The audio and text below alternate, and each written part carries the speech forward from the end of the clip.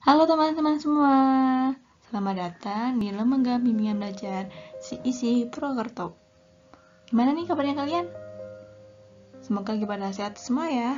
Dan yang lagi sakit, semoga segera diberi kesembuhan. Oh iya, kali ini kita akan belajar tentang materi kimia. Tepatnya di materi persamaan reaksi kimia. Oh ya, biar akrab mungkin kenalan dulu kali ya.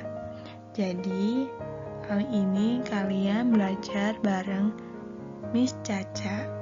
Nah, Miss Caca ini ngajar materi IPA di CIC Purwokerto. Nah, jadi mungkin kalian akan ketemu sama Miss Caca di pembahasan materi seputar biologi, fisika, ataupun kimia. Oke, udah ya. Mungkin lanjut aja ke pembahasan. Reaksi kimia. Sebenarnya reaksi kimia itu apa sih?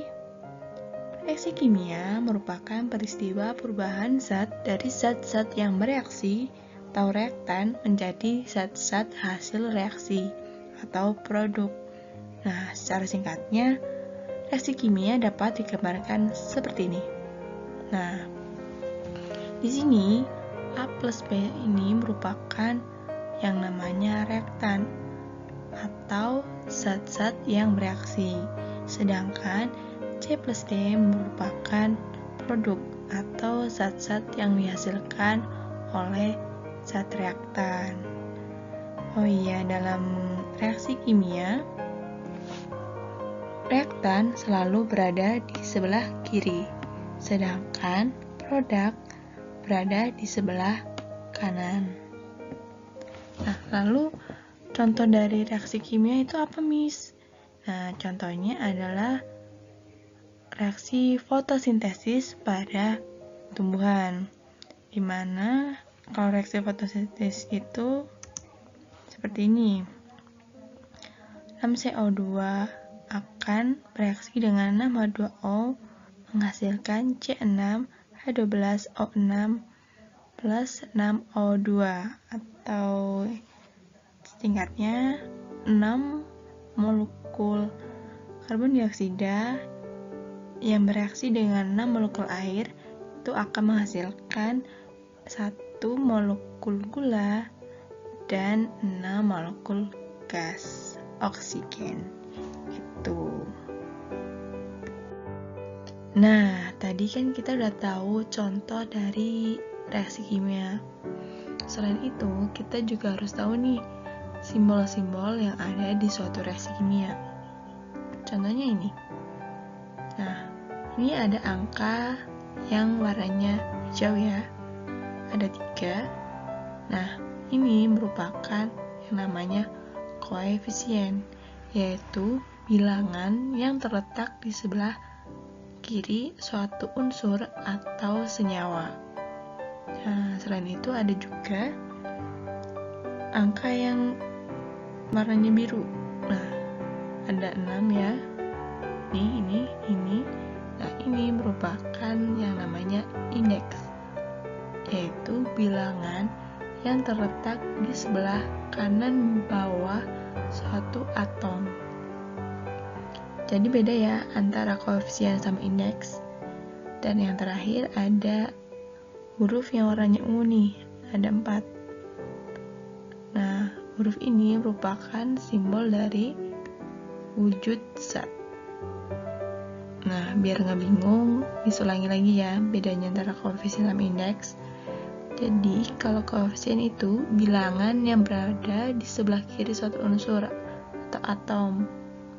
Nah, makanya ini di depannya suatu unsur atau senyawa. Nah, sedangkan indeks ini bilangannya berada di kanan bawah suatu unsur atau atom. Jadi, letaknya di kanan bawah.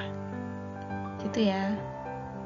Jadi beda antara koefisien sama indeks.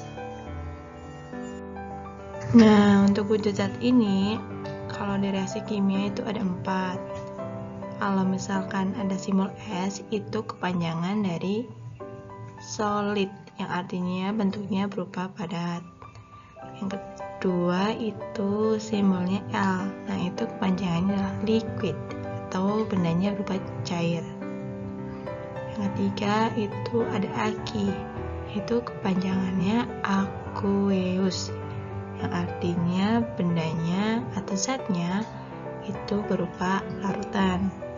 Dan yang keempat itu adalah gas atau G. Nah, itu zatnya berupa gas. Nah, terus apa bedanya antara yang liquid sama aqueous? Nah, kalau liquid itu artinya zatnya murni, bentuknya cair, contohnya air. Sedangkan kalau yang aqueous itu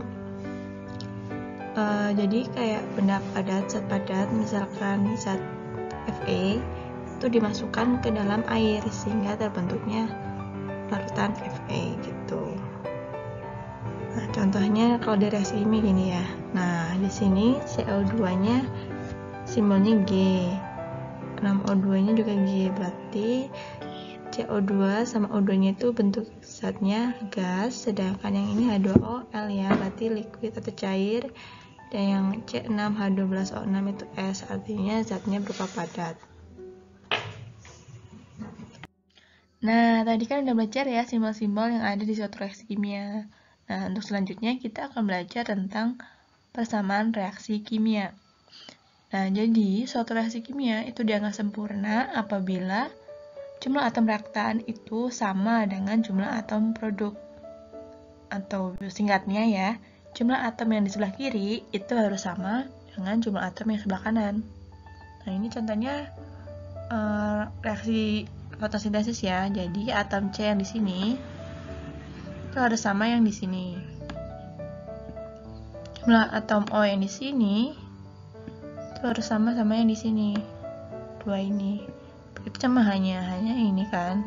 Itu harus sama yang ini. Nah, terus buat tahu suatu atom itu jumlahnya gimana, Miss? Nah, caranya yaitu dengan mengalihkan nilai koefisien dan nilai indeks. Nah, sebelumnya kan tadi udah kita belajar ya, nilai koefisien itu apa, nilai indeks itu apa.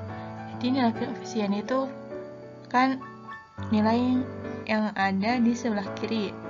Berarti kalau di sini itu bentuknya adalah yang ini ya. Ingat, kalau koefisien itu ada di sebelah kiri suatu unsur atau senyawa. Jadi ini enggak 6 ini itu koefisien. Terus kalau nilai indeks itu letaknya di kanan bawah suatu atom. Jadi kalau di sini tuh ini juga.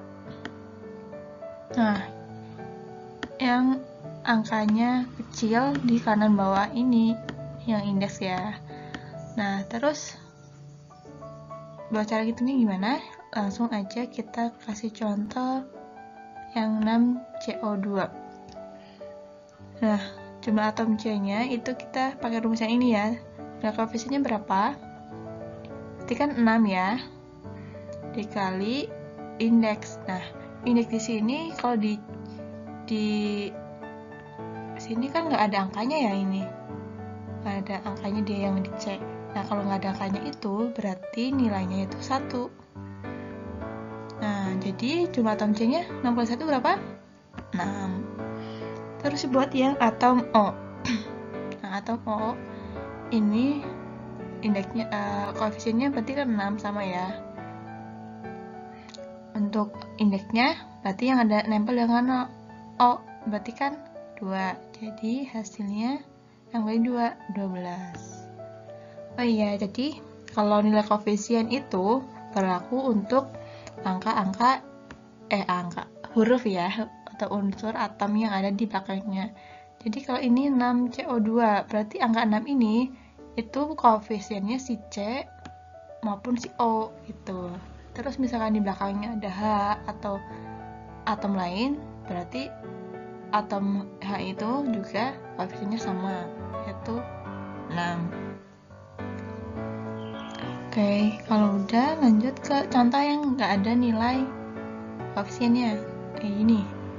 Nah, kalau nggak ada ini nggak ada koefisiennya ya, di sini nggak ada, di depan C ini nggak ada apa-apanya, berarti nilainya itu 1 dikali nilai indeks. Nah, nilai indeks kan tadi yang nempel di angka C itu berarti 6, berarti 1 kali 6 hasilnya 6. Begitu juga sama yang H, koefisiennya kan 1 ya. Nah, yang angka nempel di H itu 12, udah dikalikan hasilnya 12. Terus yang O juga sama nih, koefisiennya kan 1 dikalikan angka yang nempel di angka 0, O ya, maaf. Nah, O berarti kan 1 dikali 6. Jadi hasilnya jumlah atomnya ada 6. Jadi gitu ya, bedanya antara koefisien sama indeks. Kalau koefisien itu berlaku buat angka-angka, bukan angka, huruf atau atom yang ada di belakangnya. Jadi angka 6 ini berlaku buat atom-atom yang di setelahnya. Sedangkan kalau indeks itu berlakunya cukup di huruf yang ada angkanya. Jadi kalau C6 berarti 6 ini bukan hanya untuk si C, juga ini ya 12, berarti 12-nya miliknya si H gitu. Paham ya? Segitu dulu untuk materi kali ini. Untuk cara-cara menyetarakan suatu reaksi kimia akan dibahas di video part 2. Terima kasih sudah menonton video ini, dan sampai jumpa di video selanjutnya. Bye-bye.